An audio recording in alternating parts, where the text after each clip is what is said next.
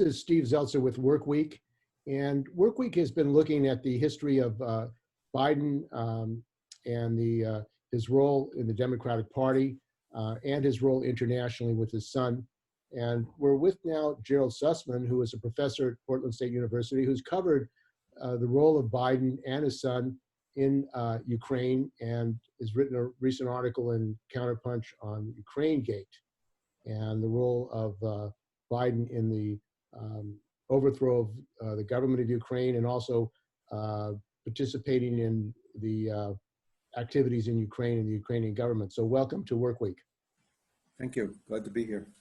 So Gerald, first of all, why don't you talk about, in the post-war period, collapse of the Soviet Union, how the United States and politicians in the United States viewed that in relationship to Ukraine and other Eastern European countries? Yeah, well, with the collapse of the Soviet Union in 1991 and its allies in the Warsaw Pact, this was an opportunity for the United States to go in a number of different directions. One of the directions it could have utilized was what was known as the Peace Dividend, that suddenly, without the competition of an enemy socialist state, the U.S. could dedicate itself to really improving the lives of American citizens through a generous program similar to Europe, Western Europe, of welfare and welfare programs that would benefit people who really needed help, improve the education, housing system, infrastructure, et cetera, et cetera. But they chose to use this opportunity to expand their global presence in the world. And this was an opportunity to convert these countries that had been part of the Soviet bloc into allies of the American capitalist structure and the American military industrial complex. And that's what they proceeded to do not soon after. And one of the things I wrote about in a book called Branding Democracy was about, and it was based on a number of visits to Eastern Europe and interviews with lots of people and NGOs that were involved in the color revolutions, was to discover that the color revolutions were really largely organized and supported by the United States through the National Endowment for Democracy, through U.S. Agency for International Development, through the various George Soros foundations, through Freedom House, and other organizations, as well as some support from the British Westminster Foundation and the Canadian Development Organization. So I went there and found that that there was a kind of a grassroots kind of effort to overthrow governments in Georgia, in Belarus, in Ukraine, and Serbia. And in fact, it really, the first successful effort in Eastern Europe was in Serbia. And they helped organize a youth group called Otpor, O-T-P-O-R. And Otpor received a lot of help from all of these organizations, the National Endowment for Democracy and the others, and particularly George Soros, who helped Otpor really organize street protests. The U.S. paid for people to be bussed in to the cities, and in effect, they developed a template for the overthrow of governments that the U.S. did not favor, either because they were, nationalistic, or possibly because they had leanings toward Russia, with whom they had, historic relations for centuries. So that was the beginning of it. Otpor, for example, was the leadership of Otpor was brought to third countries, and they helped to train the youth organizations in Georgia and then in Ukraine. And this is in the period from 2000 to 2004. And they were successful in the case of Ukraine in overthrowing the presidency of that country, which had been won by Viktor Yanukovych. This is back in 2004. And the US paid polling organizations that were, in fact, closely tied, local polling organizations that were closely tied to American industry. And they pressured the government into redoing the election. And Yanukovych was forced out of power in favor of a man named another Viktor Yushchenko. So they won. But subsequently, in the case of Ukraine, which is the focus of my Counterpunch article, most recent Counterpunch article, in 2010, Yanukovych came back and won the presidential election, a fair and square election. Nobody contested the outcome. And the United States was never happy with him. He wasn't exactly pro-Russian, but I think he was a pragmatist, and he had very good deals from Russia in terms of economic assistance. And but there was pressure within, including from the United States, to align itself more closely with the European Union and with NATO, and particularly with the United States. So they worked very hard again in a second time around, starting in 2013, to force Yanukovych out of power through the usual template stuff they did in 2003. But this time, the U.S. supported the more violent efforts of the far right groups in Ukraine. One by the name of Right Sector, and another by the name of Svoboda.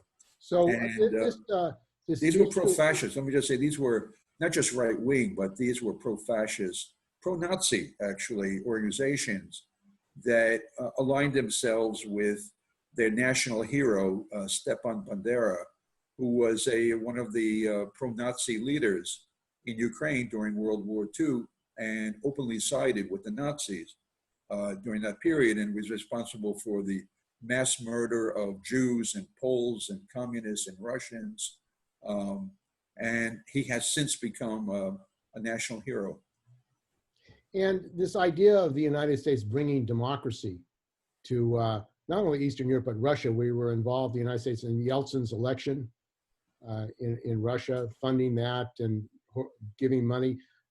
Now, the role of the Democratic Party, the National Endowment for Democracy, how did they intervene specifically? I mean, did they fund, you say they funded different organizations, campaigns.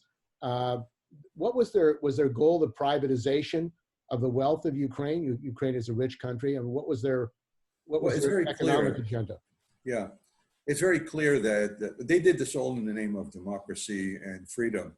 And when you read the US AID, Agency for International Development, literature on what they mean by freedom, first and foremost, what they mean by that is free markets. So it's a baseline that you must have open door policies for business investment, including foreign business investment, as the basis of what they define as freedom. Once you have that, you've got the fundamentals of freedom. If they're not really providing for the well-being of their citizens, if people can't afford to go to university, if they can't get healthcare and get other social services, that doesn't matter. But as long as you have a free market, that's the operating definition of freedom. And this was the rhetoric that was used to justify. What did they do? Well, the National Endowment for Democracy, first of all, most Americans don't even know about the National Endowment for Democracy. They don't even know it exists. It's a under-the-radar organization that gets most of its funding from the US Congress. They get private funding as well. But they are not subject to any scrutiny by Congress. They operate independently of Congress. And yet they're funded. They're funded by the taxpayers. They're made up, the National Endowment for Democracy, I'm saying this because I think most people are not aware of the NED, is an umbrella organization, actually. And it has four main constituencies and some smaller ones, but the four main ones are the National Democratic Institute, which is the international arm of the Democratic Party. Most people don't know that the parties have an international arm. Paid for by the United States. Yes, and it's paid for by the United States, and the International Republican Institute, which is the overseas arm of the Republican Party. And then there is a group of basically organized by the American Chamber of Commerce as a third constituent group. And the fourth is a group organized by the AFL-CIO. It's popularly known as Solidarity. So these are the four main groups, and they collaborate with each other. There's very close collaboration between the Republicans and Democrats. I've interviewed both of them, the leaders of both organizations. And they don't talk trash against each other, unlike the kind of political rhetoric you hear in domestic politics. They're like lips and teeth when it comes to foreign policy, which, suggests to a lot of people that, maybe the Democrats and Republicans aren't really that different. Maybe we don't really have the kind of choices that we think we have. And this especially comes out in foreign policy, where the Republicans and the Democrats really work very, very closely on economic issues and support of capitalist enterprise and in military policy. And in fact, you find the Democrats in recent years has demanded a military budget even higher than what Trump was asking. So it shows that, in the two most strategic international areas of foreign investment and in militarism, the two parties are very closely aligned. So they work very closely. They work on different levels. I mean, you had on the highest level, you had public officials going to Ukraine, people like, Joe Biden, people like Victoria Nuland, who was the Assistant Secretary of State for Europe and Eurasian Affairs, and other public, like John McCain, and the senator from Connecticut. I'm just blocking on his name. Chris Dodd? Is that Chris Dodd? Another one. No. Anyway, not a problem. He was there also, and so they operate on that level where they're talking directly to the president of Ukraine. And then there's a sort of a grassroots kind of mobilization that happens where they're particularly interested in mobilizing youth organizations. And they do things like they basically support the organizing protests in the streets. Back in 2003, 2004, the US funded a online television station that was used to call people to come to the streets. And newspapers, the small newspapers that are created suddenly, buttons, symbols, symbols of the fist, all these kinds of things are paid for. They don't spend that much money actually on these particular events, but they amount to something when you put them all together. And I mean, there's a genuine, I don't want to, underestimate the genuine protest against the Yanukovych government. But, he was elected leader. His term was coming to the end in the most recent Maidan affair. And he could have served out his term. But if it were not for the violence of these far right organizations that the United States was supporting, this was the difference between 2004 and 2014, is they made a difference. They started throwing Molotov cocktails and burning government buildings. And as a result, Yanukovych was forced to flee, left the government. And the AFL-CIO gets a large amount of money, 200 million, I think it's going up to 300 million this year, for the quote unquote Solidarity House. Yes. The entire budget of the AFL-CIO is 400 million. So we're talking about 3/4 of the AFL-CIO budget is from the US government as far as the Solidarity House. How does the AFL-CIO justify spending so much money from the US government? And do you know anything about its role in Ukraine? Well, I know, more generally that the AFL, I lived overseas myself. I lived in Asia for a number of years. And I was in the Philippines, and the AFL-CIO was very active in the Philippines in supporting I lived there during the Marcos dictatorship, And they were supporting the Marcos organized union movement called the Trade Union Congress, as opposed to the more left-wing and radical organizations. The role of the AFL-CIO has always been to work very closely with the CIA. In fact, in the Philippines and other parts of the world, they're known as the AFL-CIA. And they've done the same thing. They've organized right-wing organizations, union movements in Venezuela, of course, very famously in Allende's Chile. And they played a very active role in the support for military dictatorships or the overthrow of elected governments. They work very closely.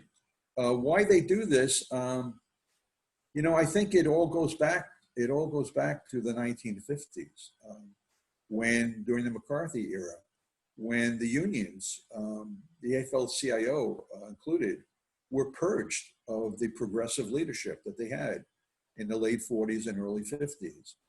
And a government-oriented leadership came in that probably believed that, you know, that America was going to continue on its affluent path that it had in the 1950s, you know, where the United States was the only superpower or the dominant superpower economically, and had, you know, completely controlled trade in the world, steel, automobiles, television, you name it. And the AFL-CIO, you know, lacking any kind of political orientation to itself and operating on the principles of opportunism, I think they thought this was going to go on, and they would collaborate with transnational corporations, not knowing that the transnationals were going to jump the boat and go overseas and leave them in the lurch. So, you know, they've always had the right-wing leadership, and they aligned themselves with the nationalist, very nationalistic interest. It's represented by the CIA and international corporations, transnational corporations, and that's where they see. And they're just very corrupt. It's just very corrupt organization. So the NED was actually established after a big scandal. In the CIA was giving money to right-wing organizations, and it was exposed how they were being used, and the AFL-CIO was involved in that. And when we talk about privatization, isn't that something that the AFL-CIO says they're fighting in the United States, privatization? But apparently in Ukraine and other countries, they're supporting an economic program in the United States for privatization of the economy. Yes. Yes, that's true. That's true. The scandal that led to the National Endowment for Democracy, when it used to be the CIA directly funded its operations, but they set up this National Endowment of Democracy as a cover for their international operations. Yeah. That was how it was. Well, the NED, in the 1970s, during the Jimmy Carter administration, the CIA came under the investigation of the Church Committee in the U.S. Senate. Frank Church was a senator from Idaho. And they did a partial expose of all the dirty things that the CIA had been doing, including assassinations, destabilization programs, other forms of corruption. Carl Bernstein, at that time in 1977, published a famous article in Rolling Stone magazine, where he also pointed out that the American mass media, the New York Times, the Washington Post, the TV stations, NBC, the networks, all were collaborating very closely with the CIA from the late 40s up to the mid 70s. And their overseas bureaus of the Times and the Post and the others were acting as the eyes and the ears of the CIA and feeding information. So this was another part of the corruption of the CIA. So when Reagan came to power in 1980, he realized that he couldn't kind of openly resuscitate the CIA and allow it to operate as it has been. But they created another organization, the National Endowment for Democracy, that would operate more above board. And you know, the leader of the National Endowment for Democracy, Carl Gershman, said that Well, you know, he admitted that we're basically doing the same stuff that the CIA did, you know, but we're doing it openly. And it's true. It's compared to the CIA, it's quite transparent.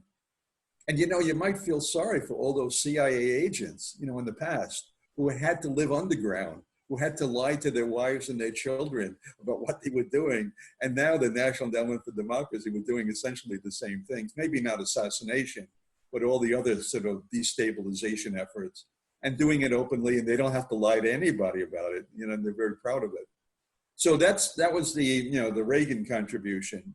And, you know, one of the places where the NED first operated was, in fact, in the Philippines, a country where I had spent a few years.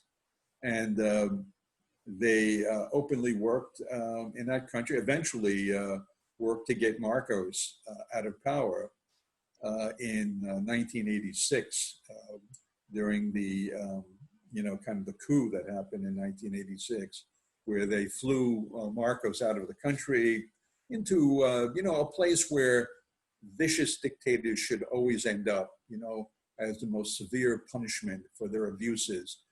Honolulu, Hawaii. You know, isn't that really a proper punishment for a man who had been a dictator for almost 20 years?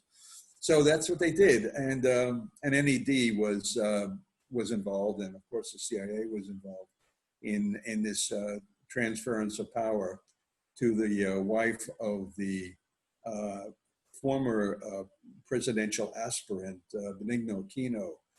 The wife of Benigno Aquino became the president in 1986 with the blessings of the United States. Now, and she, you know, she pursued a neoliberal economic when policy. You talk about the Maidan protest and the role of the National Endowment for Democracy in supporting right-wing neo-fascists who organized there, the role of these fascists and neo-Nazis, how did that come about? And was the U.S. military involved in giving them weapons and helping to train them?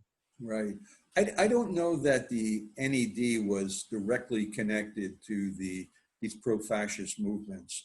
I think that was sort of an addition to what the NED was doing, not that the NED was directly involved, and at least as far as I know. But these groups, as I mentioned, Svoboda and the right sector, sent people into the streets, armed people in the streets. There's very clear video evidence of this. And they began to shoot policemen of the Ukrainian government and started burning buildings, government buildings. And the government was just forced to step down. Even after Yanukovych made an agreement that he would step down early. He made an agreement with other government officials that were opposition leaders. And that was the deal they made, but the right wing wouldn't stand for that. They wanted him out promptly. And I think they operated independently. And I don't have hard evidence that they work with the CIA, but the very fact that the United States government didn't say anything critical of what they were doing suggests that there probably was a close alliance. There is one report that I read, I couldn't triangulate it as being true, but there was one report that there were Israelis involved in the streets, also in the protest movement and armed, but who knows? Maybe true and maybe not. And there was also an attack by these rightists on the Odessa trade union headquarters that was put on fire and burned. What do you know about that? About the burning of the Odessa trade union offices. That happened in right. Yeah, that happened shortly after the Maidan affair. Yeah, they cornered people in the Odessa trade union and burned the building down and killed a lot of people. You know, the person who really covered that really well was the former Newsweek correspondent and the founder of Consortium News, Robert Parry. He did really excellent work on that. And he exposed the mass murder that happened in Odessa by these same right-wing elements who acted as paramilitary. And they went to the eastern provinces to try to, force them into compliance with the government. The eastern provinces are ethnically primarily Russian in their background, and the other, if I may bring this in, some of these events that there's some amount of propaganda and misunderstanding was the Crimean situation, which is very closely tied to that whole period right after. Well, before we go on to that, the policy of this new right-wing Ukrainian government, wasn't it, and what they were demanding was that people could not speak Russian in the Ukraine. They were attacking the Russian people, a population in Ukraine. Ukraine and Russia, Ukrainians and Russians have a long history together of being connected. And there was a nationalist campaign to say that Russians couldn't speak Russian, or Russian Ukrainians couldn't speak Russian. Right. And that kind of attack. Yes, Ukraine and Russia are tied together. In fact, the origins of Russia itself are said to have started in what's now the Ukraine. Eastern Ukraine is largely ethnically Russian. Ukraine had been part of the Soviet Union, and it was part of Russia for most of its history. So it's all tied together. What you said about the right-wing elements stirring up anti-Russian sentiment. Yeah, they talked about right after the coup that brought in the Poroshenko government. They initially announced that they were going to stop the Russian language in the schools in eastern Ukraine. They were going to shut down the Russian language newspapers, Russian language television and radio broadcasts. And this really panicked the people in eastern Ukraine, thought that there was going to be a kind of ethnic cleansing going on of the ethnically Russian-speaking people in the region. And that's what led to the efforts to secede from the country in the Donbass, what's known as the Donbass region of eastern Ukraine. And that's part of it. I mean, the United States acted utterly hypocritical about this because they did support the secession movement in Serbia, right? Well, first of all, they supported the whole overthrow of the Yugoslavian government to begin with, and all the breakaway republics that were created. But they also supported the secession movement in Serbia, right? And historically, isn't that the role of imperialism, to break up countries, divide them, and then take over them, buy them? It's a way of controlling, for the imperialists to control, like destroying factories, and so there's no competition for these multinationals. I mean, that seems to be the history. Yeah, absolutely. But I just want to point out the hypocrisy of the U.S. supporting the breakaway of Kosovo from Serbia without the benefit of an election, by the way. Just the unelected leadership of Kosovo just did this with America's blessing. And yet, in the situation in eastern Ukraine, particularly with respect to Crimea, this was considered a dastardly act on the part of Russia to ultimately annex Crimea after an election was held, and overwhelming. I don't think there's any question. You might quibble about the exact number, but there was an overwhelming support for secession of Crimea from Ukraine. And this is all in the context of what you brought up, of the threats that are being made about ethnic cleansing of the Russian-speaking population in the eastern part of the country. So the hypocrisy of the United States to condemn this form of secession in the case of Crimea, but it's okay with Kosovo, just goes to show you that the double standards under which the U.S. operates. But even worse, than what the U.S. government does is the complicity of the American media in really not acting like independent journalists, critical investigative journalists who tell the truth about these things. They don't. They act like they're really sort of the state media and just report everything that the U.S. government tells them without question. And those journalists, there are a lot of good journalists, those who are more independent and honest about and professional about their profession of journalism, the people like Robert Parry, break away and form, online networks, news networks, and there's quite a few good ones like that, Chris Hedges and Sure. Now, the Seymour project, Hersh and others. the project for New American Century, why don't you talk about that and talk about the role of Biden, his son, and how they began to bring democracy to the Ukraine? Yeah.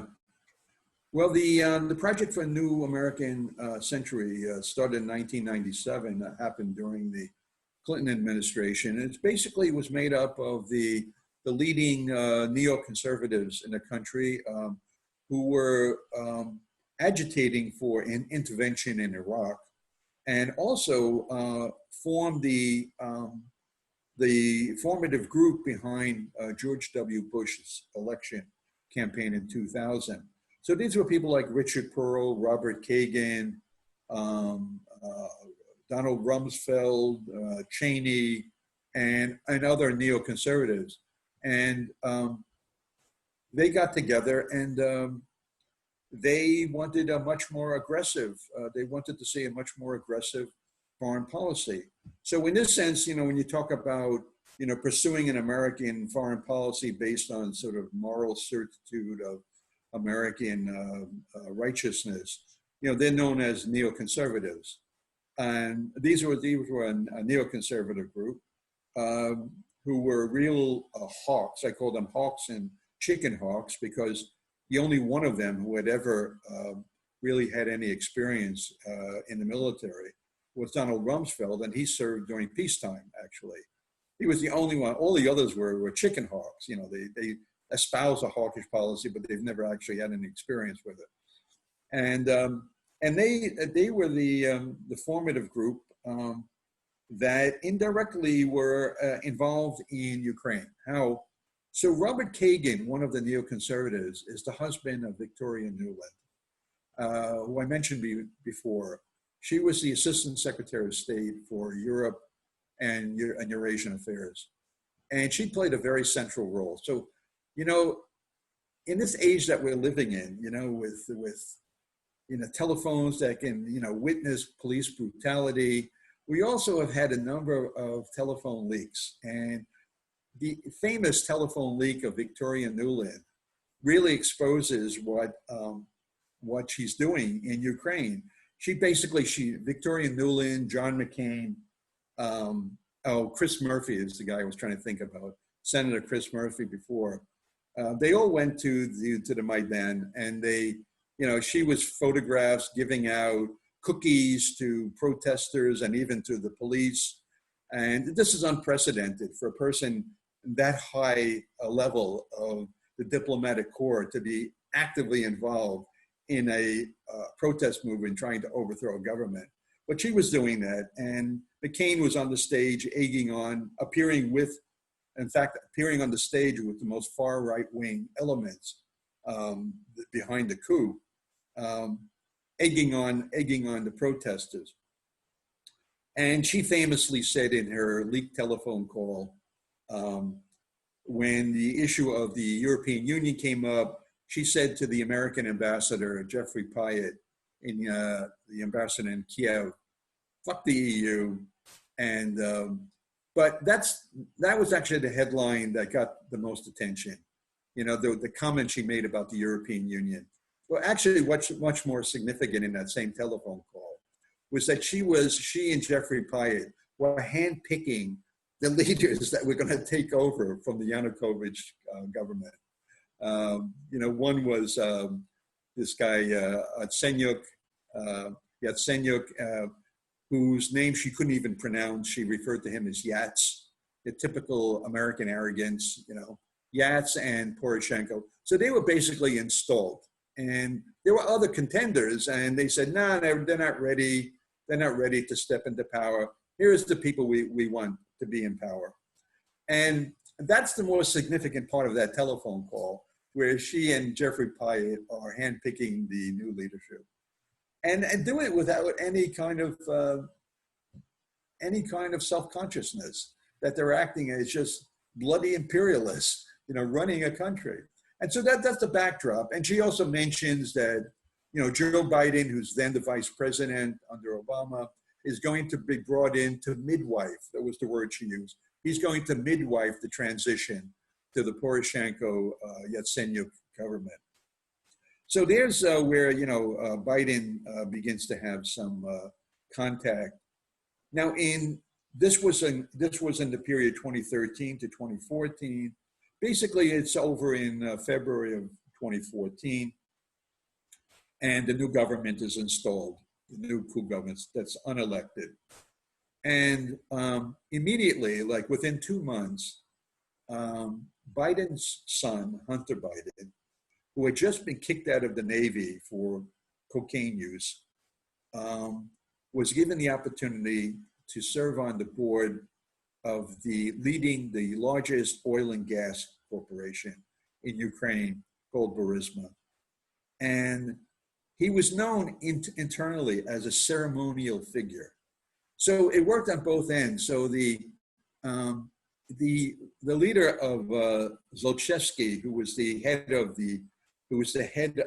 Burisma, wanted to have a high-level official on the board, particularly from the United States and particularly from the government in power. So he chose the son, Hunter Biden, who, given his, cocaine and background and other head problems that he had, was a very good fit, I suppose, for a government as corrupt as Ukraine.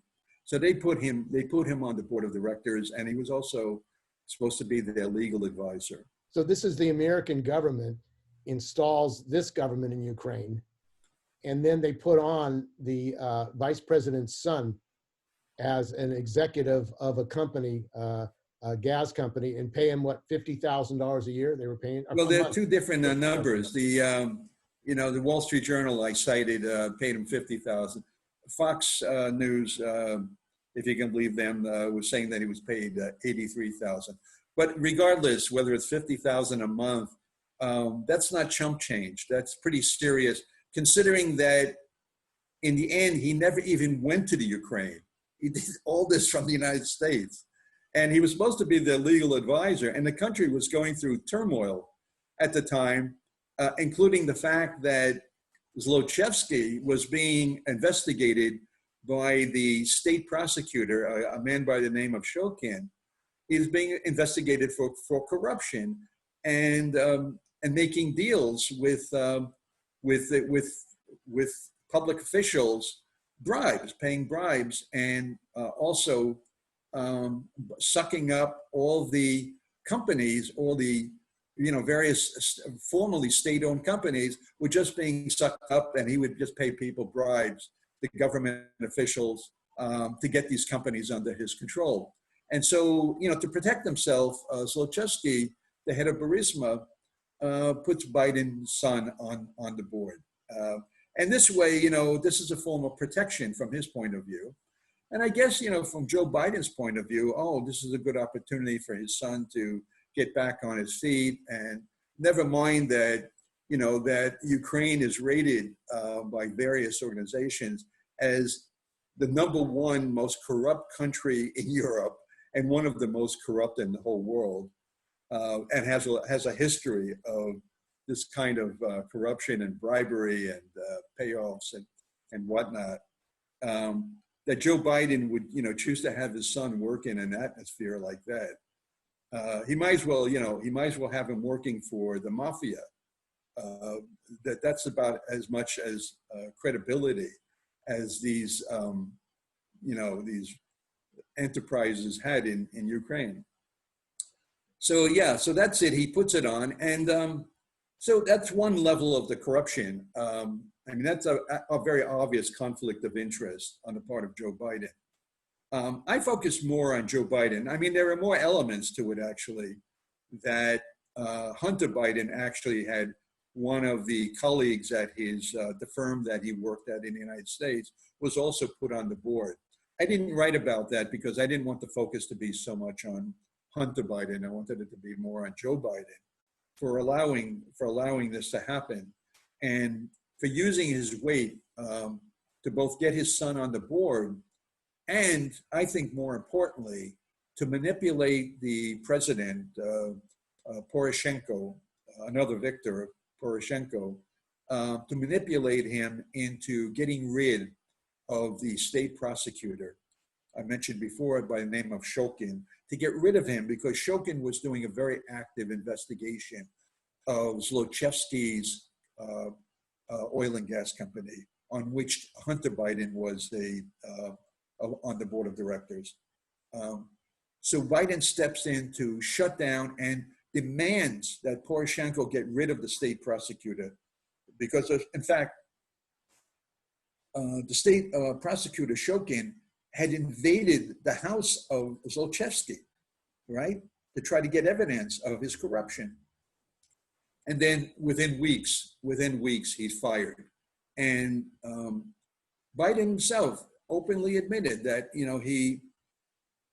he told them to get rid of this corrupt guy, Shokin, who was actually is regarded by many public officials and state leaders in Ukraine as probably the only state prosecutor who had any degree of honesty. And he was going after Zlochevsky, and by implication, this would embarrass Biden and his son, Hunter Biden. And I think the more significant thing are the recorded telephone calls that have been leaked that have Biden telling Poroshenko, you've got to get rid of Shokin. You have to get rid of this guy. And I want him, right now, get rid of him right now, because if you don't, the $1 billion in IMF assistance that the United States is going to underwrite, you're not getting it. If you don't get rid of this guy, you're not getting it. This comes out in the phone call. And Poroshenko is, oh yes, of course, we'll do our best. And, what do you think of this guy? What's his name? I can't think of his name right now. His replacement. What do you think of this guy that we're going to put back on the board? And Biden says in the telephone call, well, I have to get back to my people. We'll get back to you on that. In other words, whether we approve of the replacement or not. I mean, this is the role that Poroshenko was playing. Poroshenko had his own. I mean, isn't this criminal? Isn't this really criminal? I mean, Biden intervening, trying to bribe people and threaten people to protect his son and to protect the corruption in Ukraine. I mean, here's the United States talking about Russian intervention or Chinese intervention in American elections. Yeah. And here we have Biden personally being involved in corruption, getting rid of people that might threaten his son, an investigation of the company that his son was working for at $50,000 a month. Right. Well, when you ask that question, I'm reminded of, something that Noam Chomsky once said, or maybe said it more than once. Noam Chomsky said that, if every American president had been subject to the Nuremberg trial agreements, that every single one of them would have been hung for their foreign policy interventions and violence. Yeah. So, yes, of course, what Biden was doing was illegal. But, the United States, what they used to say about the British Navy, they ruled the waves and they waived the rules. That the imperial power somehow has a special privilege to not abide by international law and by law in general. And this is a definition of what it means to be an imperialist state. And this should be really central to our discourse. Whenever we talk about American foreign policy, we should be addressed as an imperial foreign policy. But, we have two parties that collaborate on U.S. imperial interests, as I mentioned. They collaborate in militarism, in sending troops abroad to suppress any kind of resistance to American hegemony, and they force open the doors to American private capital. And they work so closely on this. So, the thing that's worse about, when we put this in the context of the upcoming election, the only thing worse than having a guy like Trump is having no opposition to Trump, no effective opposition to Trump. And when you have a political party that's run by neoliberal and neoconservative people at the center of the party, again, it's killing hope. And the only thing worse than the viciousness of Republican ideology is not having any opposition to any effective opposition to Republican ideology. And that makes it even worse. Isn't this the choice American capitalism is giving to the people of the United States, Biden and Trump? This is what we've got. This is what the choice of the people in this country, both corrupt, venal politicians who are basically immersed in corruption. Isn't that basically what they're saying? Yeah. And the one person, maybe more than one, but one of the people who could have made, I think, a significant difference, perhaps you agree, Bernie Sanders, was somebody they just simply couldn't countenance. In fact, I think that Biden was probably put up by the establishment elements, the dominant elements in the Democratic Party, precisely to make sure that that Bernie Sanders was not chosen as the nominee. I think that was the real purpose of his selection. And, you see a very parallel thing happening in the UK with the way in which the mobilization within the Labour Party and against the Labour Party, but even within the Labour Party, or especially within the Labour Party, to overthrow the leadership of Jeremy Corbyn. And it's a phenomenal parallel event that these two, left leaders, come up and actually look very hopeful for assuming the leadership of their respective political parties. But isn't it the case that, for example, Bernie Sanders was, they conspired with the Odessa tapes, which exposed the manipulation of the primary against Bernie Sanders. Bernie Sanders is aware of this corruption of Biden in Ukraine, yet he has never himself raised it and said, this is unacceptable. I mean, in other words, Sanders, he's been conspired against to prevent him to get the nomination. He knows about the corruption of Biden and his son in Ukraine, yet he's never said this is a serious issue for the American people. Yeah, it's true, because he aligned himself with the Democratic Party. And I suppose he aligned himself with the Democratic Party because either he didn't have the courage to start a third party, or